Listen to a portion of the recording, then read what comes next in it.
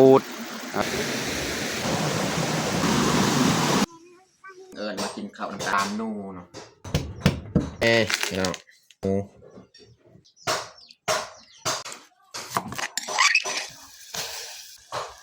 ไปกะเปลี่ยนแบบยังปอดุ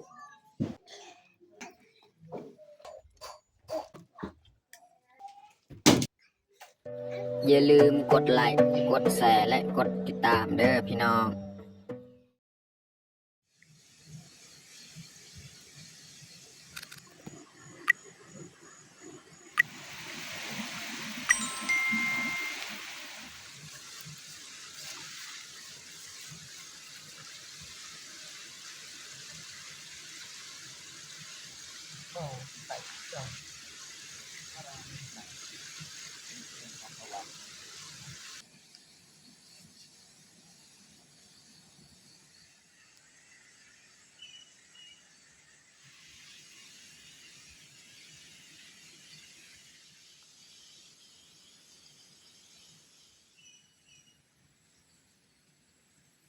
ครับสบายดีแล้วก็สวัสดีเบิร์ดสู่ครูสู่คนเนาะยินดีต้อนรับเข้าสู่สองบ่าวยืน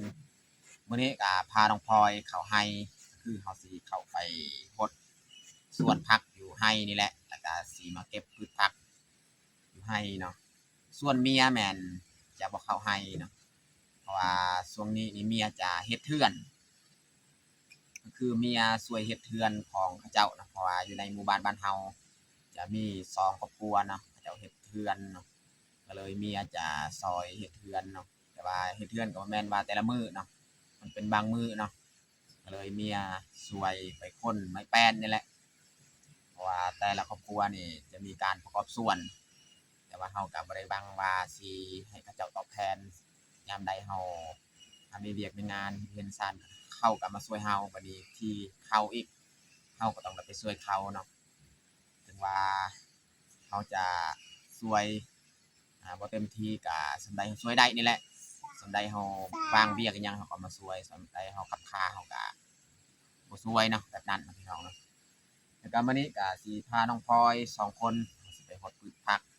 แล้วก็เก็บพืชผักนี่แล้วจึงกลับบ้านเนาะเฮ็ดกินเฮ็ดอยากอยู่บ้านตามเดิมตามเคยเนาะโอเคแต่ทุกคนติดตามเบิ่งติดตามชมกับพวกเฮาได้ยาวๆเลย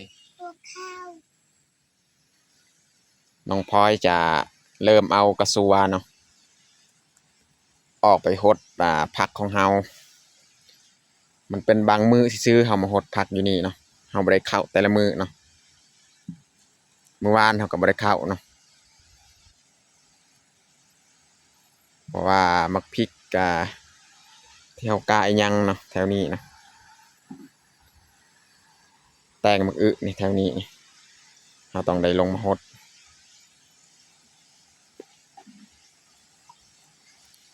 มาหดเลยน้องพลอยหดนี่ตัวนี้หั่นหดเลยในมักแตงมักอึหั่นกะหั่นหด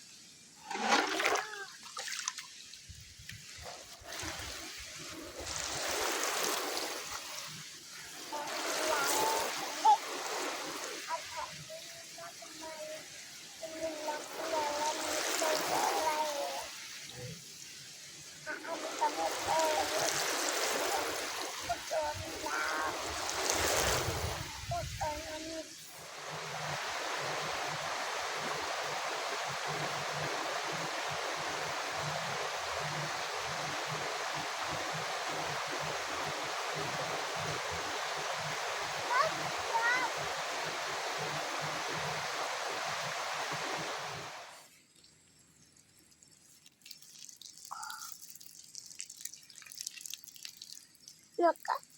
แล้วแล้วก็อ้อมค่ะ สุกินี่ สุกินี่หนุนสุก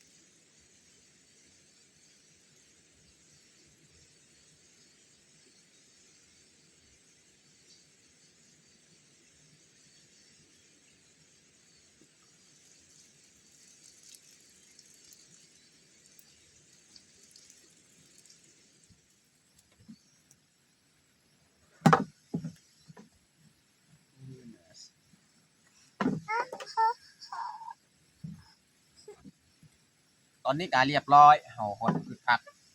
นี่เขาสิเอาแนวผักไอ้คู่นี่ไปปลูกอยู่ลุมเลยเนาะไปน้องพลอยไปปลูกเอาเธอนี่เอาไปปลูกไป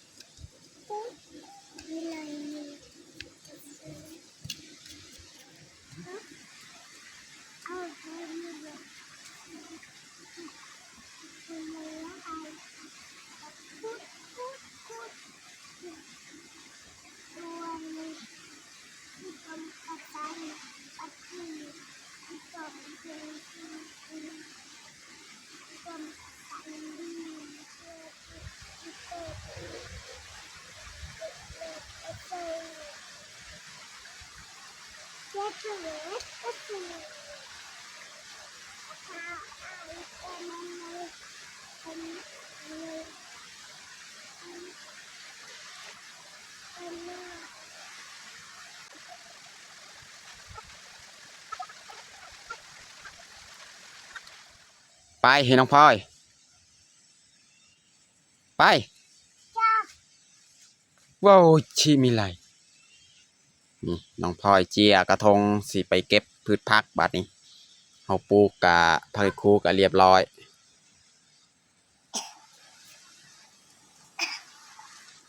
นี่เก็บดอกเลย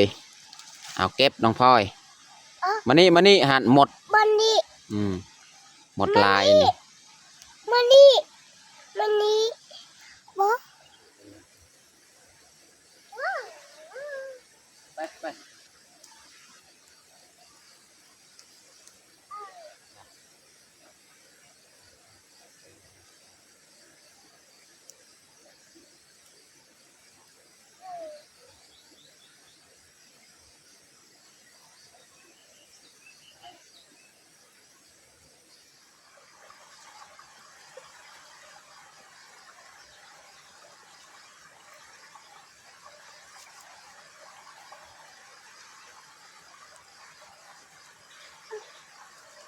เอาซา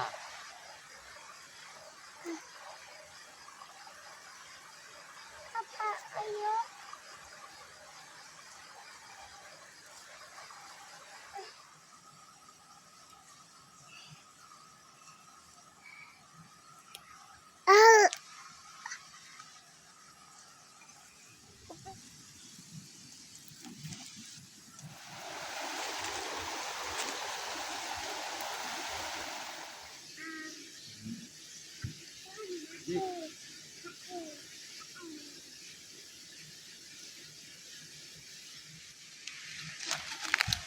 เอาจะลกให้มันวางพี่น้องนะ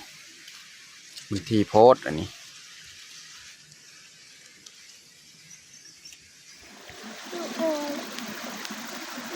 น้องพลอยหาเก็บป่าผักกูดเก็บเลยอยากกินนี่เก็บเลย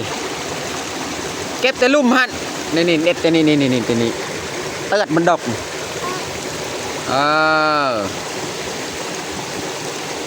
น่า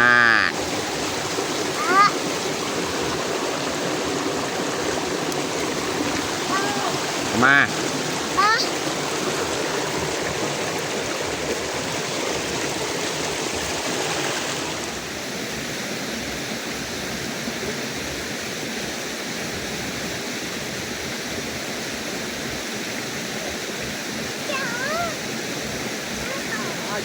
ดาว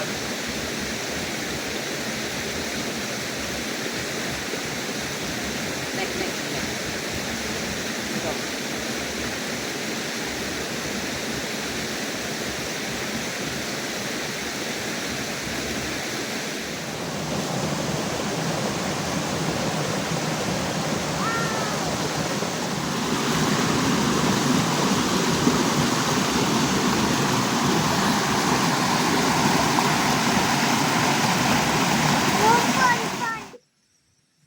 ตอนนี้กาเรียบร้อยพาน้องพลอยหาเก็บพืชผักนี่เก็บปลาผักกูดตามห้วยอันนี้เขากาสีเกียมกับบานเลยมื้อนี้นี่บรรยากาศนี่บดบ่ได้แดดนะมื้อนี้เนาะอากาศบดสีหนาวๆเย็นๆนะเราเนาะกาสีเกียมกับบานเลยพี่น้องเนาะอันนี้มีผักกาดน้ำเอาที่บ้านแต่มีอยู่ผักกาดแต่ว่าอยู่บ้านนี่เอากินตลอดเนาะถ้าว่าลงอยู่นี่ต้องได้เอาอยู่ให้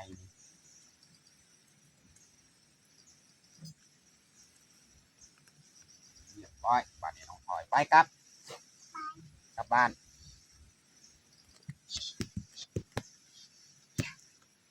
เจียวหอยนาง ไป จุบัว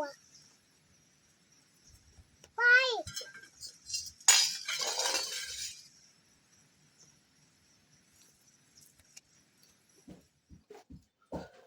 ตอนนี้เฮากะมาฮอดบ้านเนาะวันนี้เขาสิเอาพืชผักของเฮานี่แหละ มาเฮ็ดอาหารเที่ยงพี่น้อง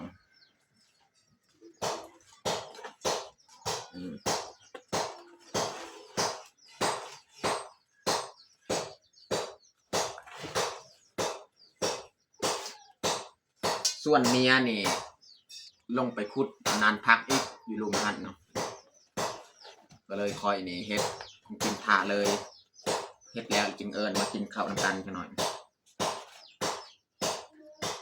ว่าเมียก็ไปค้นไม้ช่วงตอนเช้าวันกี้นี่แหละก็แล้วแหละนี่พี่น้องอาหารเที่ยงของเรากระบังแมนลามนูพี่น้องเนาะลามานูอันนี้แมนของน้องสาวก็คือน้องเย่งเพราะว่ามื้อนั้นนี่แม่ได้ไปร่วมบุญเนาะอยู่บ้านน้องเย่งก็เลยฝากกระบังนี่กระบังนูเนาะเรียกว่าลามนูเนาะสิเอาพาเอาลามนูนี่แหละมาออกอีกเนาะมาปรุงเครื่องหอมอีหยังเนาะแล้วก็สิแกงผักอันนี้นำเนาะ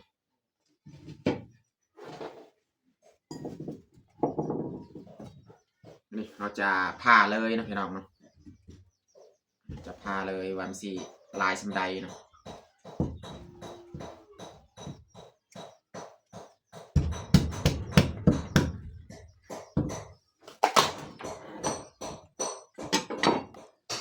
โอ้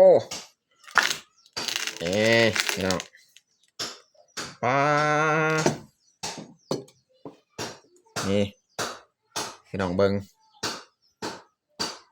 ลามนูตัวเลยพี่น้องลามนูพี่น้องนี่เขาจะเอาไว้ใส่ถ้วยเลยโอ้มันแข็งแล้วมันกรามพี่น้อง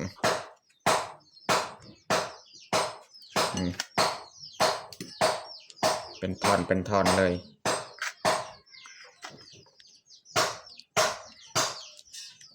แต่ว่าในนี้เขาก็ปรุงไว้แล้วเกือบเป็นนัวเนาะแต่เขาจะเอาอีกมาใส่เครื่องหอมนี่พอดีเต็มถ้วยเลยพี่น้องเนาะ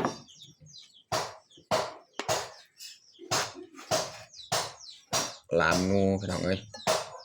คักลามนูของเฮานี่เฮากะสิแบ่งเอาไว้อีกหั่นแรงนี่พี่น้องเนาะอาจจะเอาไว้หั่นแรงเฮ็ดตอนเที่ยงนี่ครึ่งนึงเนาะ เอาผ้าก่อนจ้ะ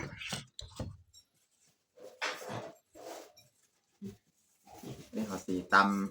มักพริกกระเทียมเครื่องหอมนี่แหละเอาสีอ้ออันนี้ก่อนแหละจึงมาแกงผักสดอาจจะไม่ได้ใส่หยังแกงผักสดๆเลยพี่น้องใส่มะแคนนี่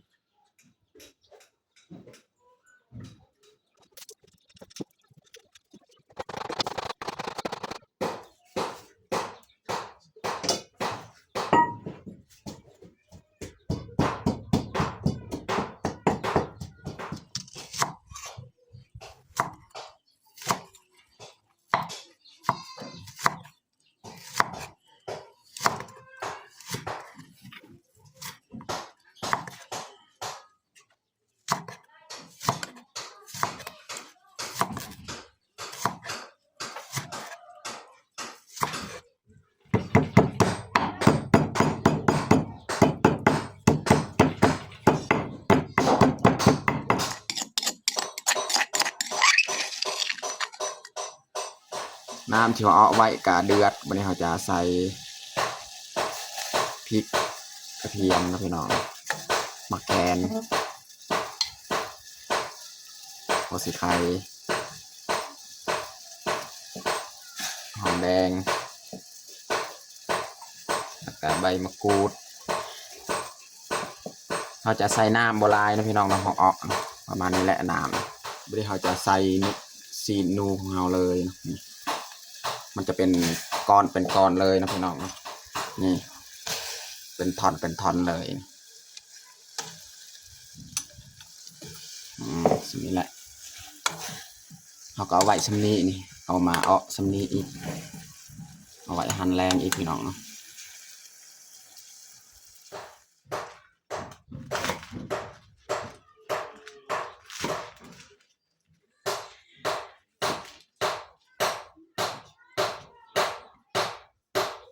จะแกงผสมเลยเนาะผักสมนี้แหละใส่ยอดมะบวบยอดมะอึผักกาดแล้วก็ผักกูดของเราแกงผสมแกงแบบผักสดๆแต่ว่านี่เอาของเฮานี่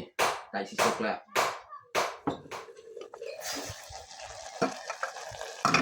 พี่น้อง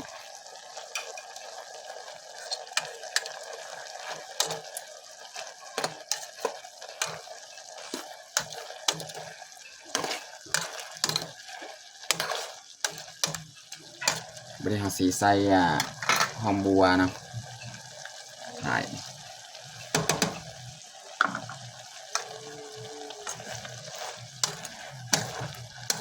เรียบร้อยลามนูพี่น้องไม้อีกเนี่ยเขาลามเรียบร้อยแล้วเขามาอีกนะ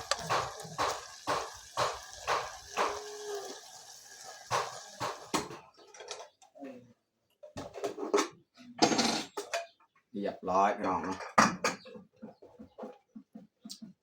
ตักใส่ถ้วยนี่เลย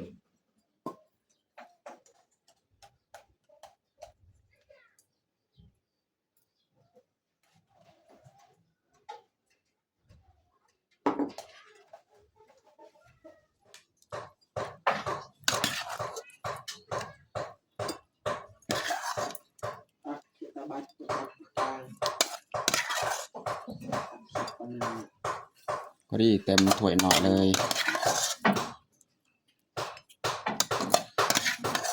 เอาไว้กะประมาณนี้แหละยังเหลือแบ่งครึ่ง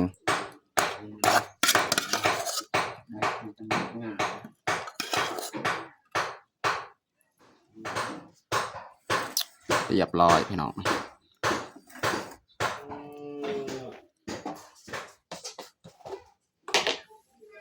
นี่เขาจะมาปรุงเกลือเป็นนัวใส่น้ำแกงของเรา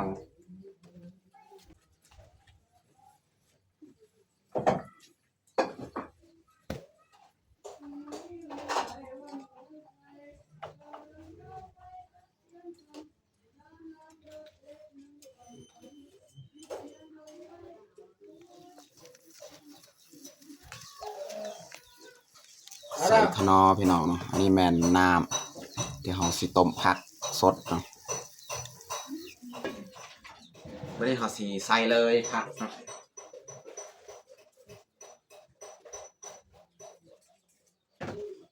แกงผัก ละลาเลยพี่น้องเนาะ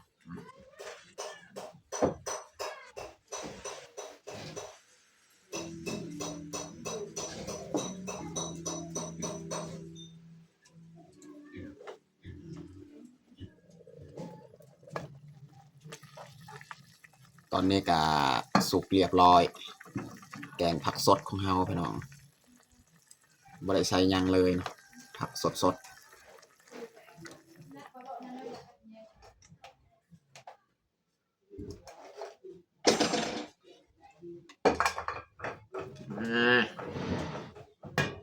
แกงผักพี่น้องสดน้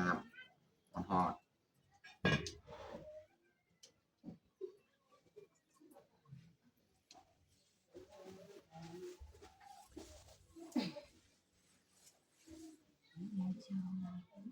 พอดีเมียกะมาแต่ไปขุดนันพัก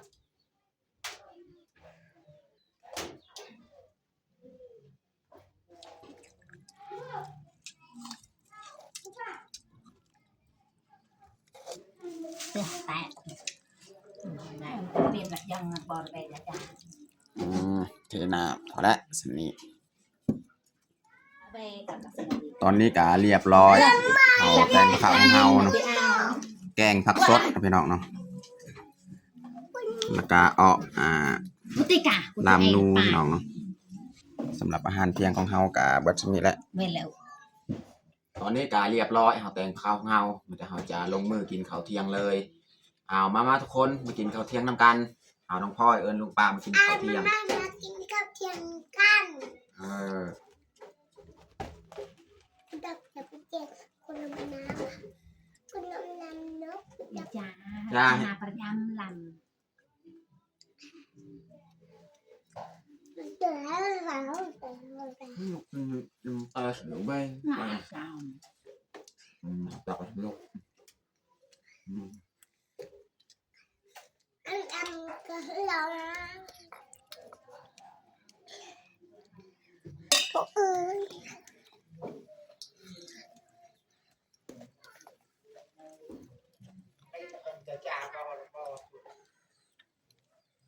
ใช่จ้ะ ใช่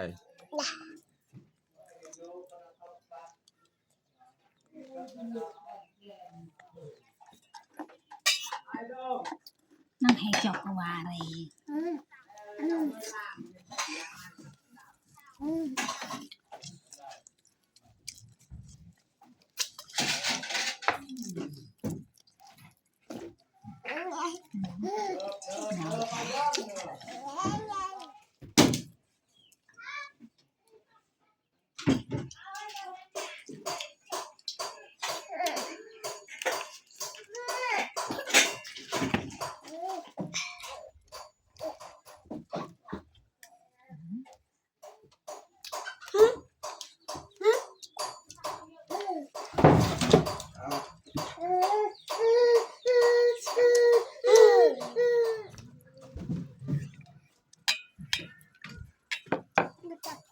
กินแล้วเลย